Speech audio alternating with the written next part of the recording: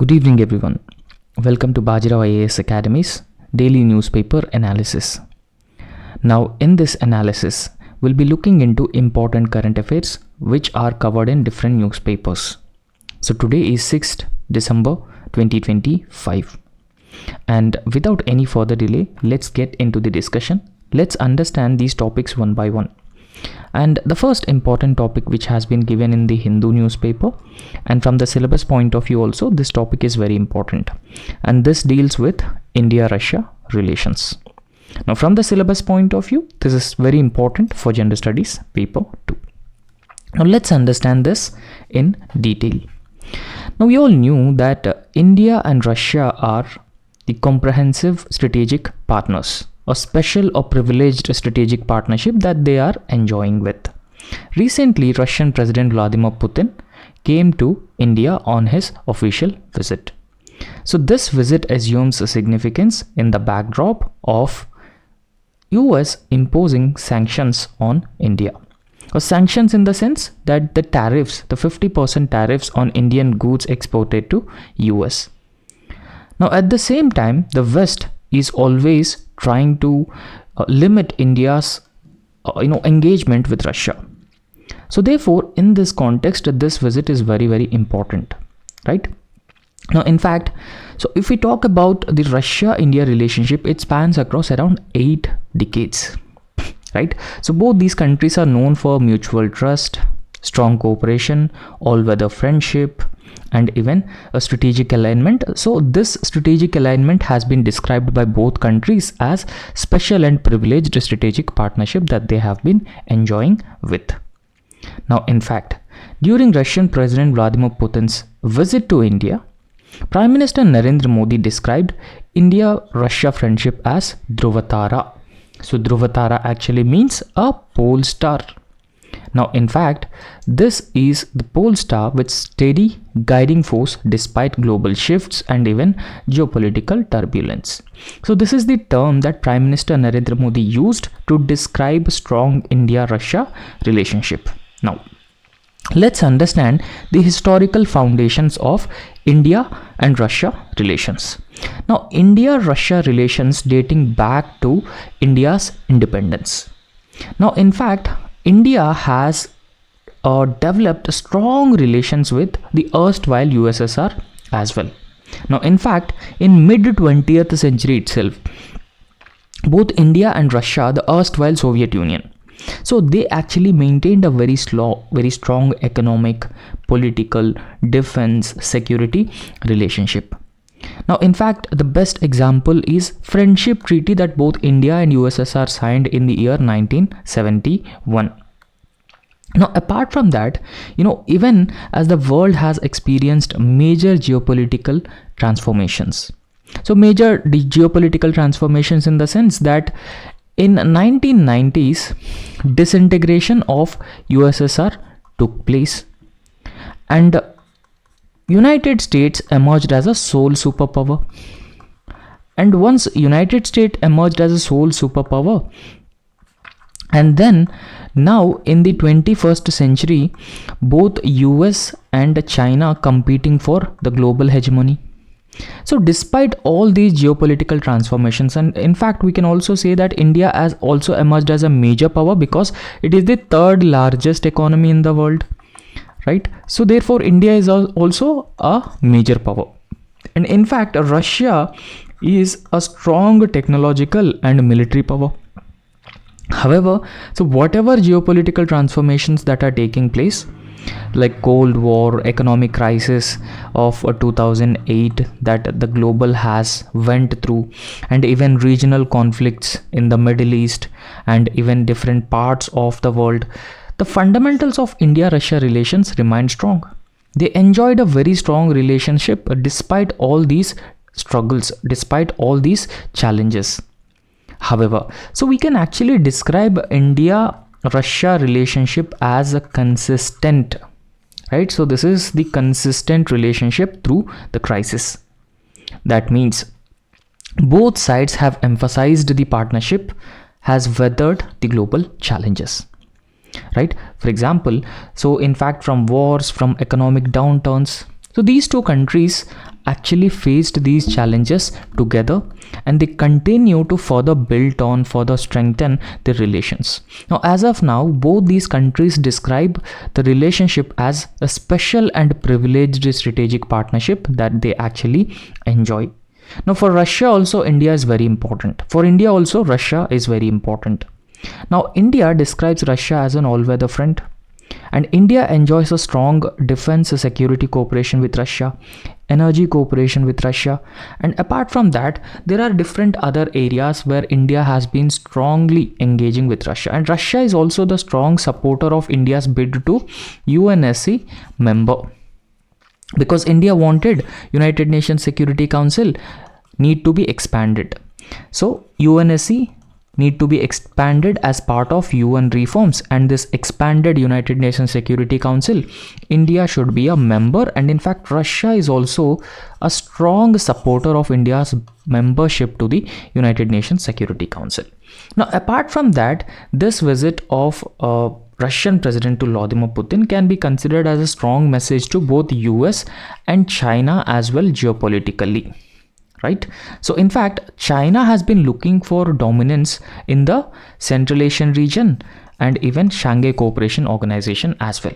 But on the other hand, China and India's relations, so they are actually having tense relationship, right? So therefore, Russia can actually play India card with China, right? And apart from that, India is also sending a strong message to US that India may align with Russia, keeping in mind its interests. And apart from that, India follows a policy of strategic autonomy. So we all knew about this policy of strategic autonomy, and Western powers tried to dictate India that India's engagement with Russia should be limited engagement only. However, so India follows a policy of strategic autonomy, and our foreign policy is mostly guided by the policy of strategic autonomy, keeping in mind our national interests. Right? So therefore, India is also sending a strong message that we will follow the strategic autonomy as a policy, keeping in mind our sole national interest. Now let's understand the cooperation between Russia and India. So what sort of a cooperation that we have been enjoying? Now I've told you that we have a strong energy cooperation. Now energy cooperation for India, energy security is very important because India is the third largest consumer of energy, right? Or third largest consumer of crude oil. Now traditionally India dependent on Middle Eastern economies to source oil. Now, Middle East is very important for India's energy security. However, because of this Russia-Ukraine war, what happened was the Western countries stopped purchasing Russian oil and gas, and because of that reason, Russia started selling the Russian oil at a discounted price. And India finds it an opportunity, and India started purchasing discounted Russian oil that these Western countries don't like. And apart from that, so this is also India's larger plan of diversifying its energy resources so that energy security can be ensured. For example, imagine if India continuously dependent on Middle East.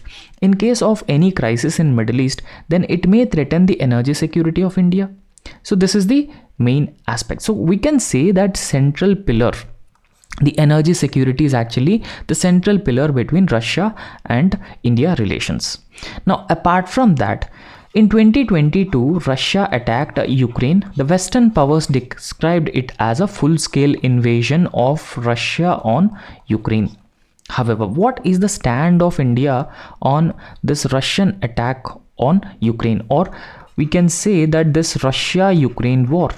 Now, in fact, when Prime Minister Narendra Modi met Russian President Vladimir Putin previously, so Prime Minister Narendra Modi openly said that this is not an era of war. And at the same time, India is not neutral with respect to the Russia-Ukraine war, and India is also not supporting either side as well. But India is supporting peace.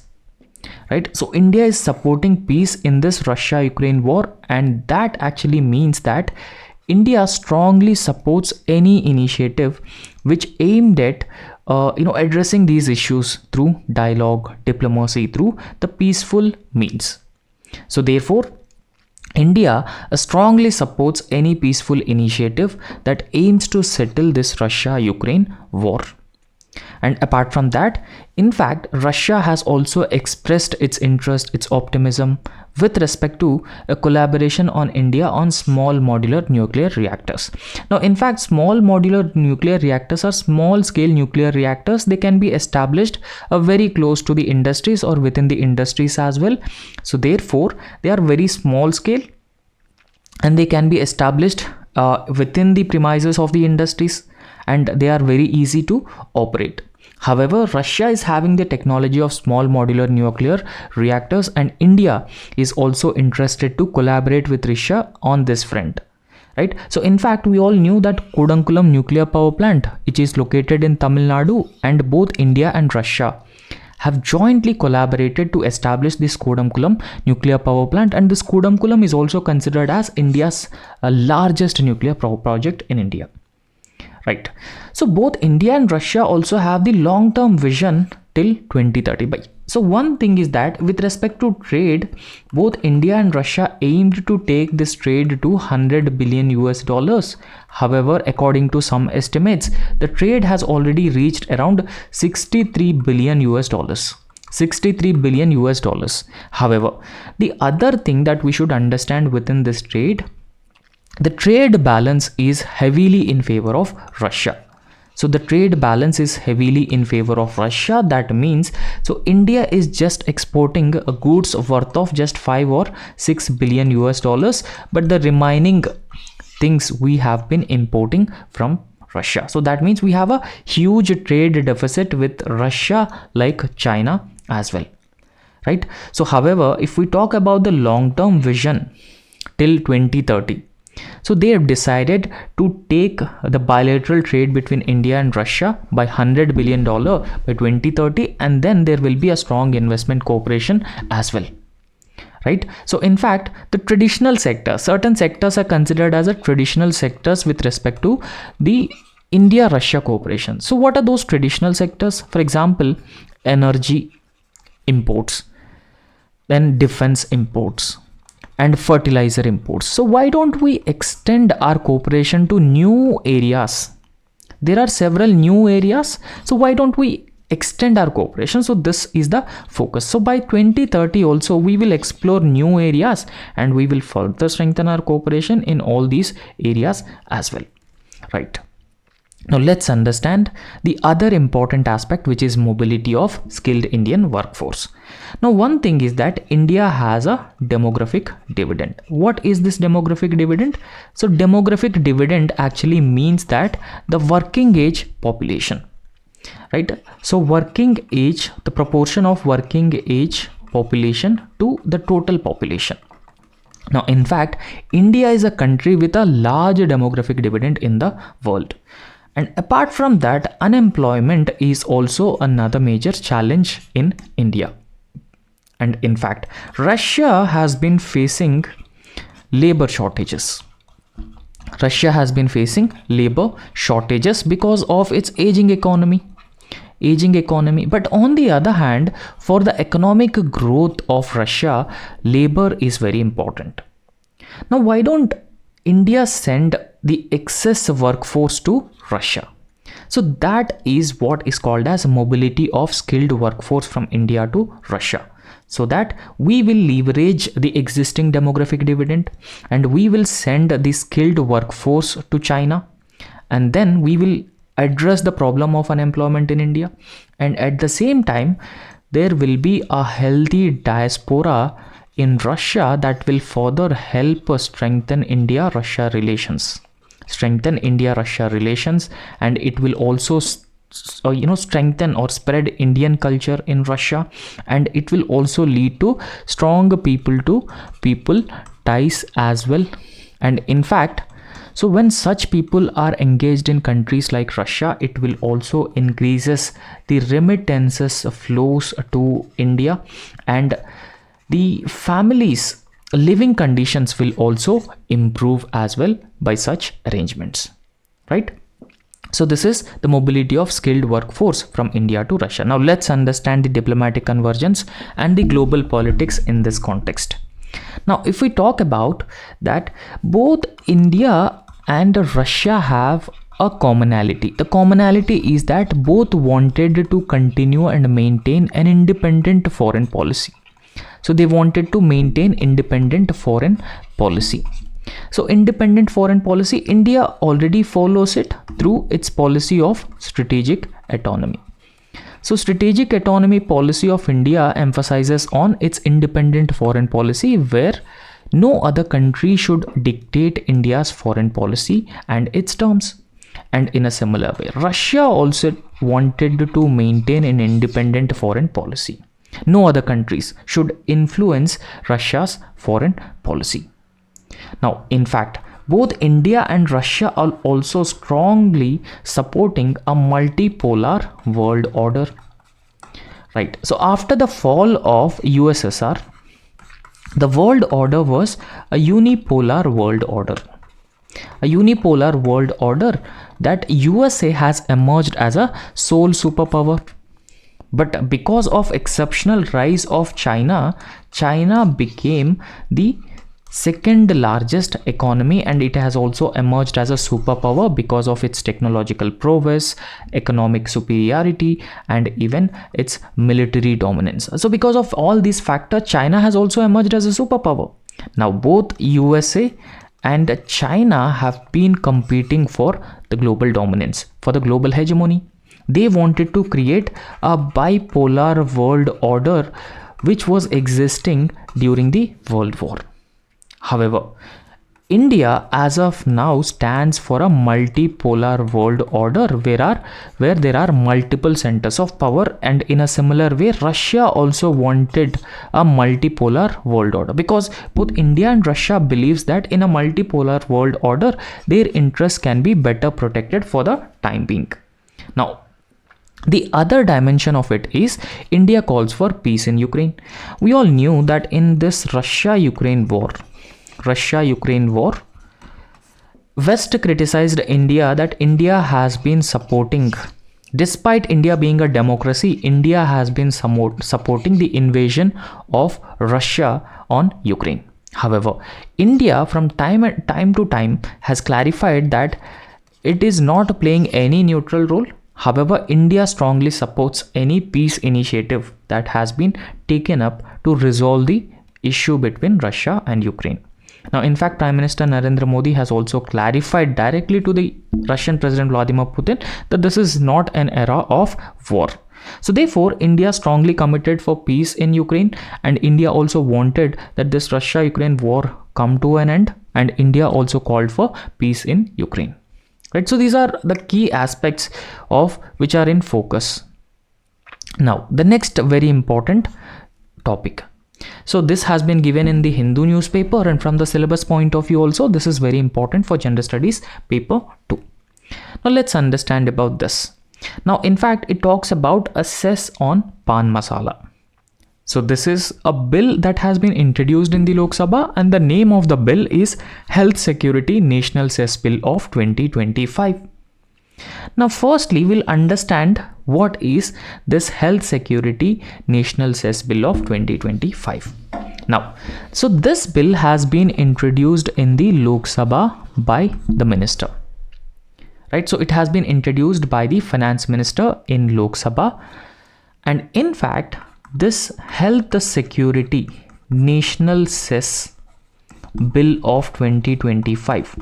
Now, it focuses on imposing cess on pan masala. Imposing cess on pan masala. Now, what is cess? Now, cess is also a kind of a tax which is imposed on certain goods. So here pan masala is considered as sin goods. Why pan masala is considered as sin goods? Because the health effects it actually has.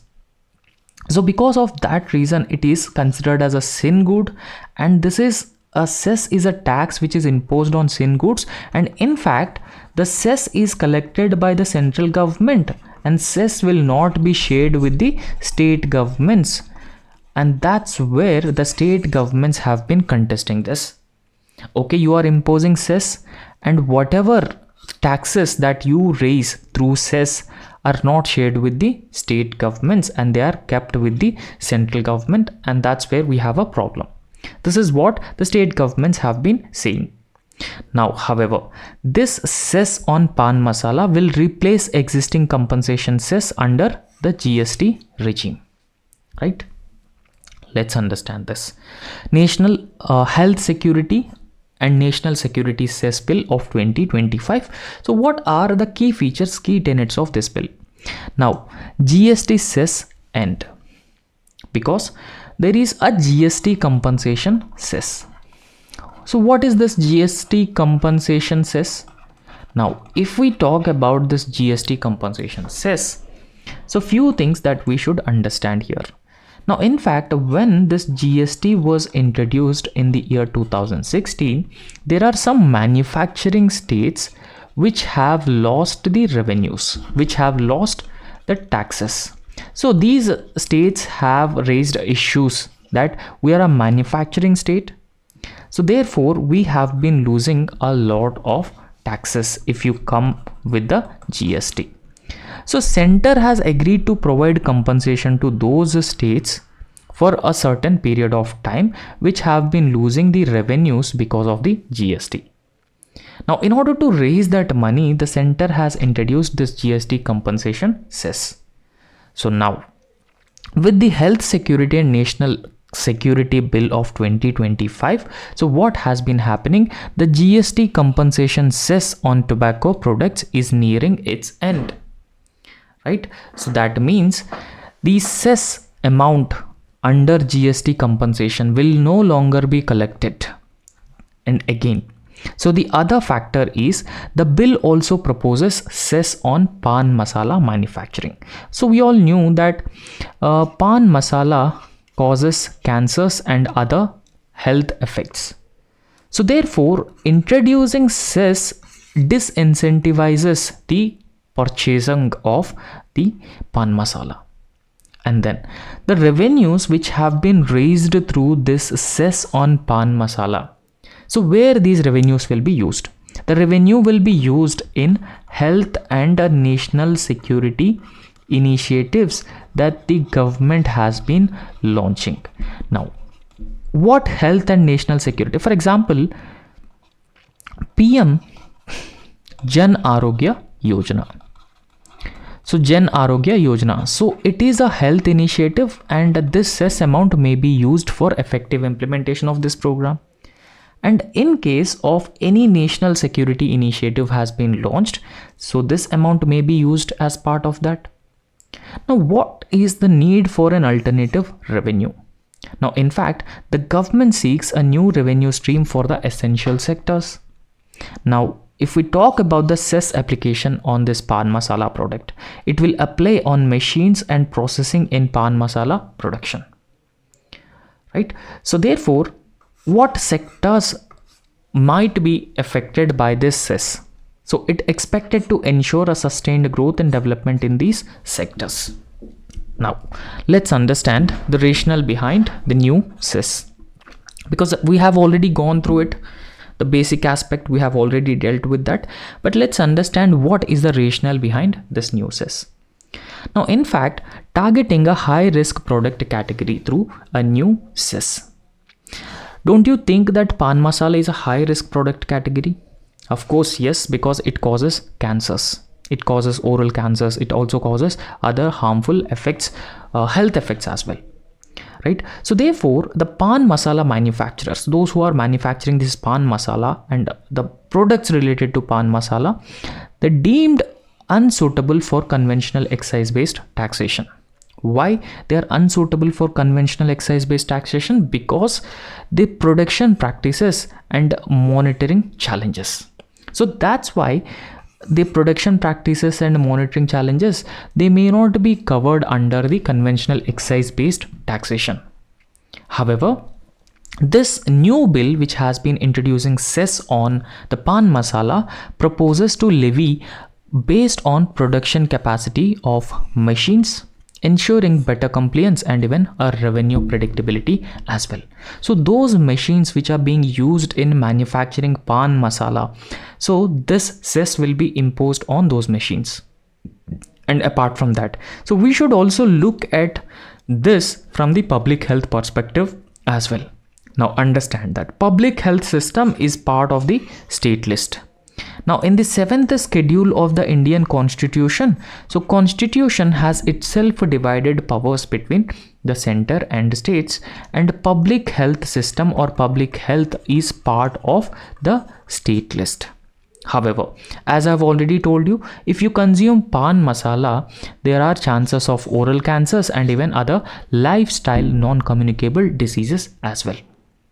Right? So, however, the government, because of this reason, discourage its consumption while generating funds to strengthen the public health system as well. For example, so Finance Minister, while introducing this bill, she clarified that pan masala will continue to attract around 40% of the GST, and an additional cess will not impact the existing GST revenues as well.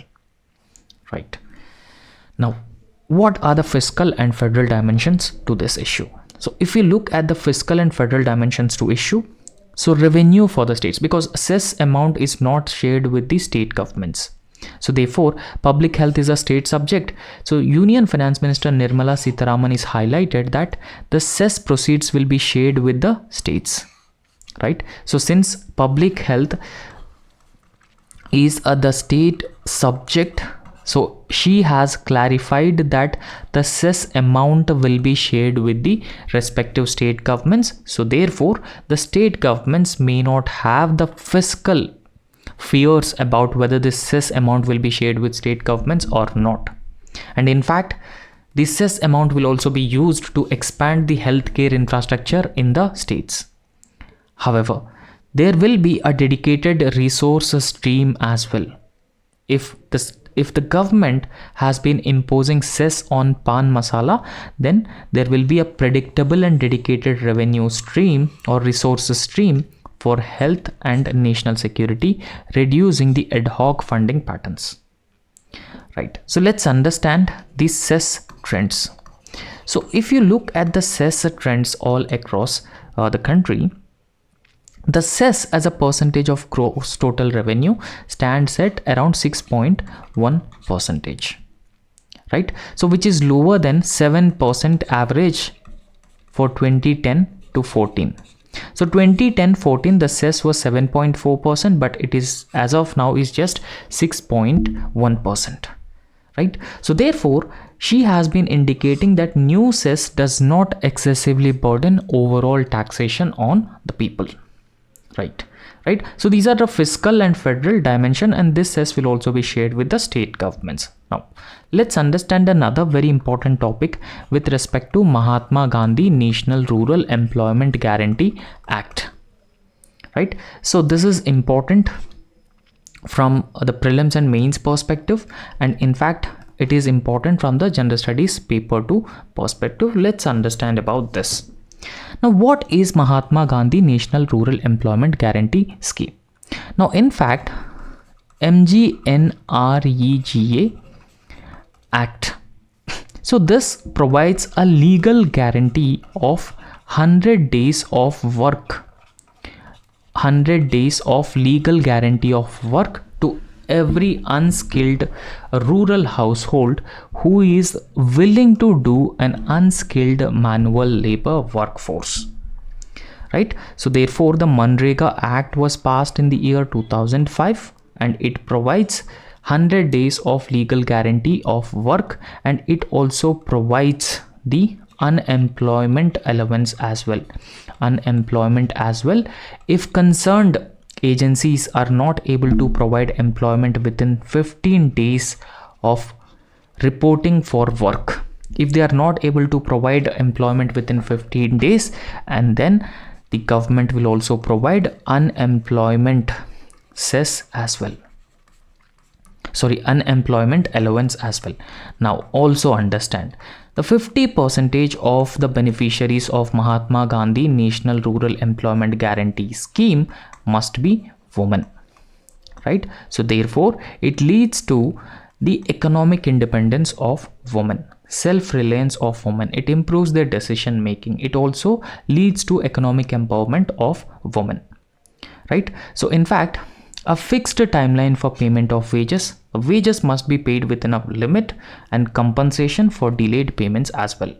And in fact, it has also introduced transparency and accountability provisions, and wages to be credited directly into the bank accounts of the people. Now, if we talk about this Mahatma Gandhi National Rural Employment Guarantee Program, this is India's largest rights-based employment program. Right? So understand, this is a rights-based employment program, the largest rights-based employment program in India. However, why it is in news? So it is in news because recent developments that have been happening in West Bengal with respect to Mahatma Gandhi National Rural Employment Guarantee Scheme. Now these issues have been highlighting that the issues in the federal relations, fiscal responsibility of the center towards the state governments, and even the administrative compliance as well, right? So let's understand what is the issue in detail, right?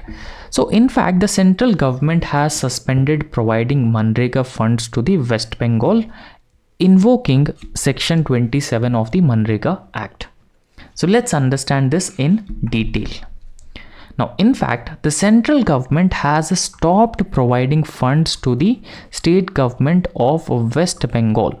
So these funds are the Manrega funds. So central government stopped providing Manrega funds to the West Bengal state government in March 2022.